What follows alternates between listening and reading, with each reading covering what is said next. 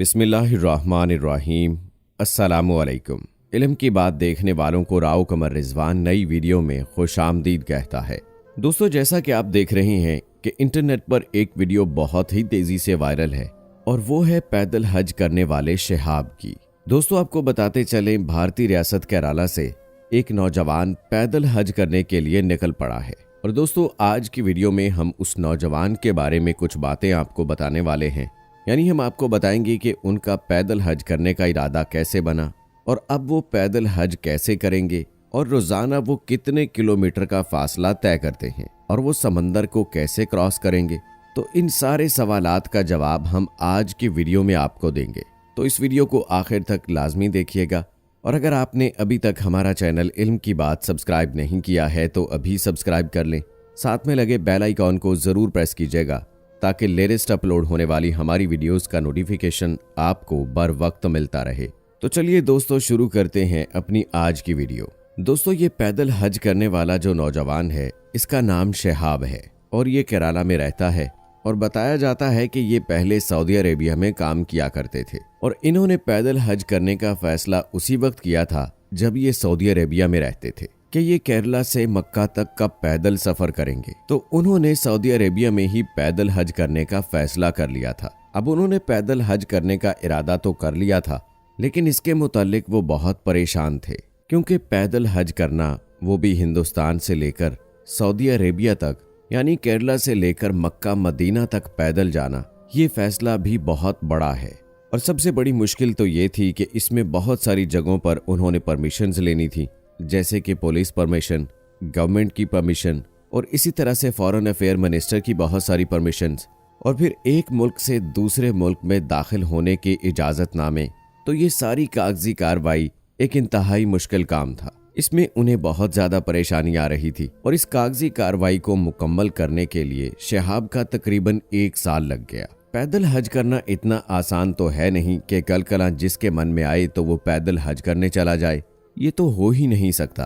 जाहिर सी बात है, उसे रास्ते में बहुत सारी मुश्किलात का सामना करना होगा, उस पर कोई कानूनी कार्रवाई भी की जा सकती है। तो इसके लिए एक मुकम्मल प्रोसेस होता है, बहुत सारे लोगों की परमिशन लगती है, गवर्नमेंट की परमिशन होती है। तो जब ये सारी परमिशंस आपको हासिल हो जाती हैं, तब आप ये सफर शुरू कर सकते हैं। और शहाब ने भी 1 साल इसी प्रोसेस में लगाया, क्योंकि उन्हें हिंदुस्तान के साथ साथ सऊदी अरेबिया की भी हुकूमत से इजाजत लेनी थी। और जब सऊदी हुकूमत को ये पता चला कि हिंदुस्तान से एक शख्स पैदल हमारे पास मक्का आ रहा है, तो उन्हें बड़ा ताज्जुब हुआ। तो वो ये सोचने लगे कि पैदल हज आखिर कैसे किया जा सकता है, इतना लंबा सफर कैसे तय किया जाएगा।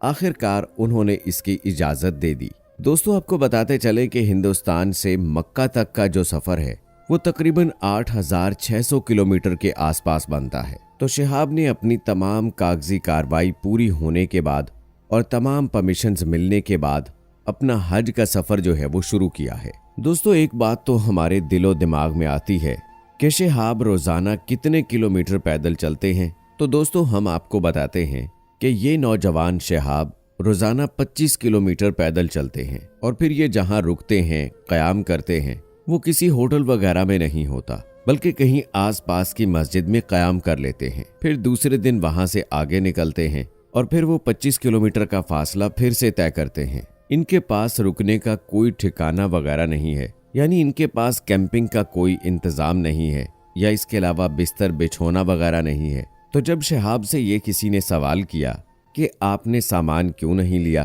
तो उन्होंने कहा कि अभी तो मुझे ज़रूरत नहीं है, लेकिन आगे चलकर जब मेरा सफ़र लंबा हो जाएगा और दूर दूर तक कोई मस्जिद रास्ते में मुझे नहीं मिलेगी, तब मुझे कैंपिंग की ज़रूरत पड़ेगी, तब मैं ले लूँगा। क्योंकि आगे रेगिस्तान और पहाड़ी इलाका भी आएगा जहाँ दूर दूर तक कोई आबादी या मसाजिद नहीं होंगी, तो वहाँ उन्हें फिर रहने के लिए अपना इंतज़ाम करना पड़ेगा। और दोस्तों, मुसलमानों का जज्बा देखिए कि शहाब जहां जहां से गुजर रहे हैं वहां उनका भरपूर तरीके से इस्तकबाल किया जा रहा है। और दोस्तों, आपको बताते चलें कि इन इस्तकबाल करने वालों में सिर्फ मुसलमान ही नहीं बल्कि दीगर मज़ाहिब के लोग भी शामिल हैं।